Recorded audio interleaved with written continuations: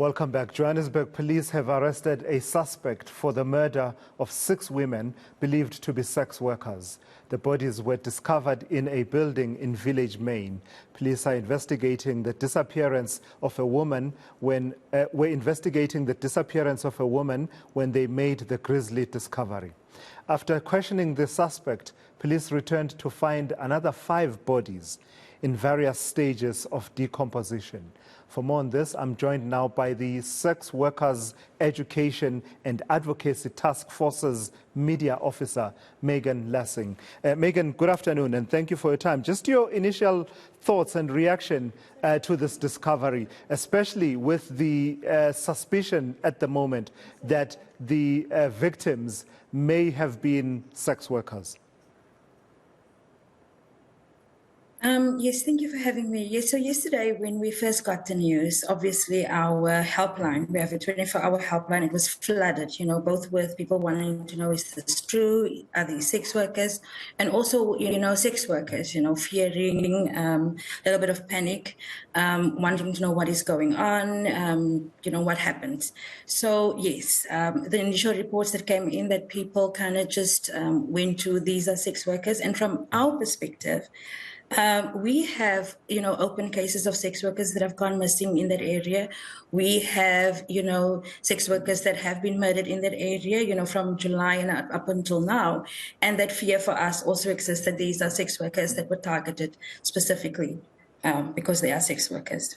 So, Megan, just confirm that for me then, because the reports say the bodies were discovered at various stages of decomposition. And of course, the details are still unclear at the moment. Mm-hmm. But are you saying that there had been a trend that you had noticed of sex workers going missing in that area, and there were actually reports that you had made with police? Well, yes. So currently we have 3 cases of sex workers missing from Johannesburg Central, and those are missing cases. And they also have 2 sex workers that have been found murdered. One whose body was found in Joburg Park, and then another who was found in Johannesburg in a hotel room. So those are 2 sex workers. So what we're saying is that, yes, when people make the assumption that these people might be sex workers, we understand it that, sex work, because sex workers are notoriously targeted for the work that they do, because, sex work is a crime in this country. Being a sex worker here makes you more vulnerable to violence, exposes you to high levels of crime. So we are understanding how people come to the conclusion or make the, sort of a speculation that these might be sex workers. And really, until we know when the police have done their forensic analysis and those things. But for now, we are being on high alert, in terms of sex worker safety, in terms of increasing our calls for the decriminalization of sex work. Yeah. We are also on high alert in terms of assisting the police, even, in finding, so just answers to what has happened. Just in terms of the sex workers that you're saying have been reported missing over a period of time, Megan, plus also this story that we are now reporting about the bodies that have been found.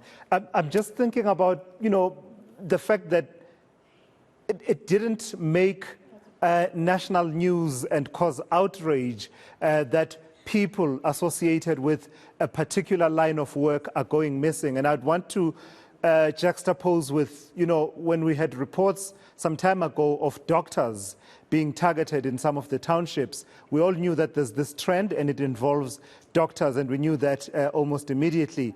When councillors are being killed, we are quick to say political killings.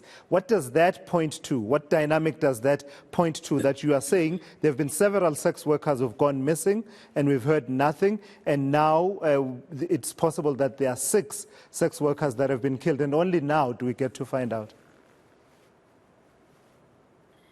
So no, we know this. It is a trend that sex worker cases never make the news. And even when they do make the news, very often the focus shifts from not being a victim deserving of justice, but the focus would be then on sex work as a profession. Those kind of, what were you doing there?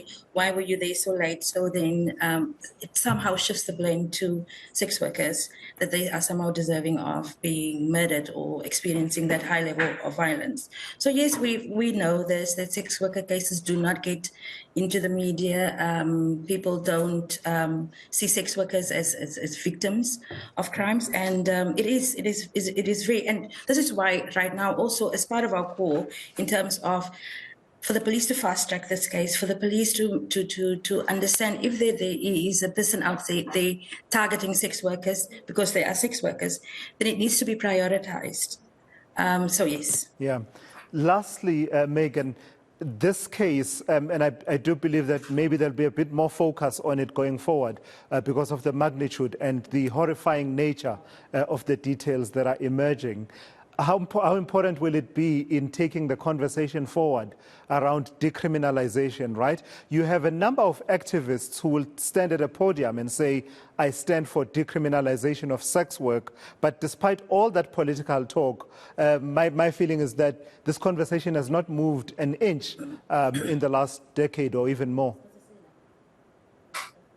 Yeah, even more. Try 25 years. So yes, we hope that this will, because like every other person in South Africa, we don't know who the people are, who those bodies are.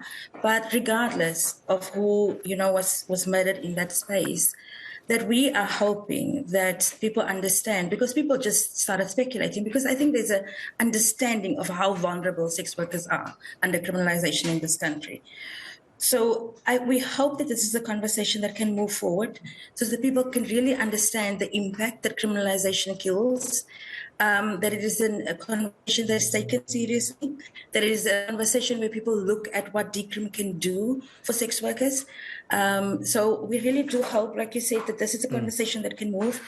And we hope too that the government can actually, because they made the promise to say that they will decrim sex work before 2024, and I think this is maybe the catalyst that we need. And Megan, really just lastly then, for any South African who might say, South Africa is a high crime country, murder happens on a daily basis, and is failing to make the link between criminalization of sex work and the vulnerability that may have led to these women being killed in this way.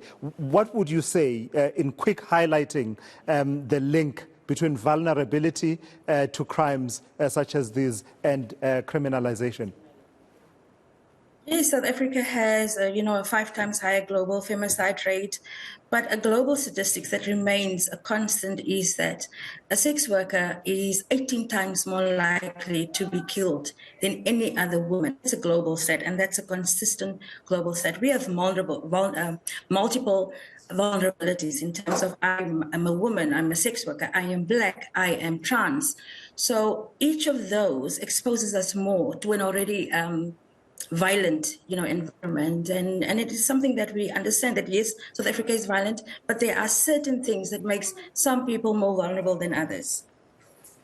All right, I've got to thank you for your time, Megan Lessing from the Sex Workers Education and Advocacy Taskforce, talking to us in reaction to the discovery, the grisly discovery that has been made by police in Joburg Central.